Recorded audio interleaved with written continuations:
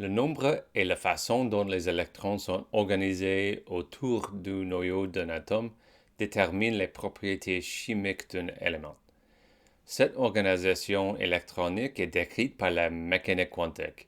Et si vous voulez me joindre en 3 ou 4 ans, je serai heureux de vous raconter tout cela dans mon cours de chimie quantique.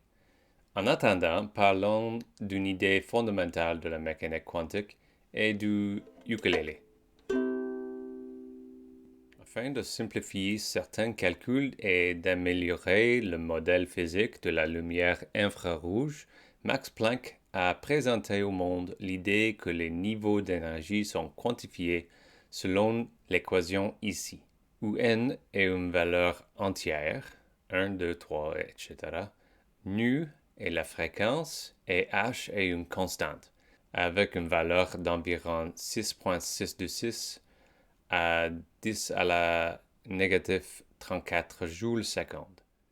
Ce qu'il ne savait pas et qu'Einstein a montré plus tard, c'est que l'énergie n'en fait pas une échelle continue, mais un ensemble des niveaux discrets. Quel est le rapport avec les électrons dans un atome? Et voilà où le ukulélé entre en scène. Si je fais sonner une corde, nous entendons une fréquence spécifique. Cette fréquence est déterminée par la tension de la corde et par sa longueur.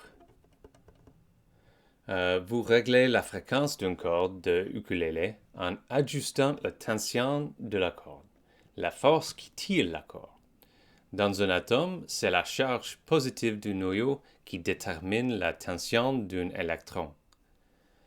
Comme la charge est égale au nombre de protons et que le nombre de protons ne peut augmenter que d'un nombre entier, les niveaux d'énergie électronique augmentent également d'un nombre entier. Ceci est contrôlé par le nombre quantique principal. La longueur de la corde détermine elle aussi sa fréquence, car la fréquence et la longueur d'onde sont proportionnelles l'un à l'autre. Toute longueur d'onde qui ne se multiplie pas exactement à la longueur du corde interfère de manière destructrice avec elle-même. Seules les fréquences de résonance, c'est-à-dire les fréquences dont la longueur d'onde se multiplie exactement à la longueur de la corde, peuvent rester suffisamment longtemps pour être entendues. Les électrons sont aussi semblables à cela. Mais au lieu de vibrations sur une corde à une dimension, les électrons stables sont décrits par une fonction d'onde qui correspond à des orbitales à 3 dimensions. Ces orbitales déterminent où les électrons peuvent se trouver dans l'espace. Elles sont contrôlées par deux nombres, le nombre de moments angulaires L et le nombre magnétique M. En chimie, le nombre de moments angulaires est désigné par une lettre, S pour 0, P pour 1, D pour 2 et F pour 3.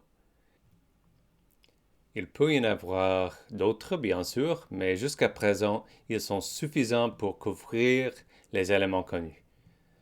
Les électrons ont également une propriété qui n'a rien en commun avec la physique classique, le spin. La valeur du spin peut être plus une moitié ou moins une moitié, ou, comme nous l'appelons souvent, spin-up ou spin-down.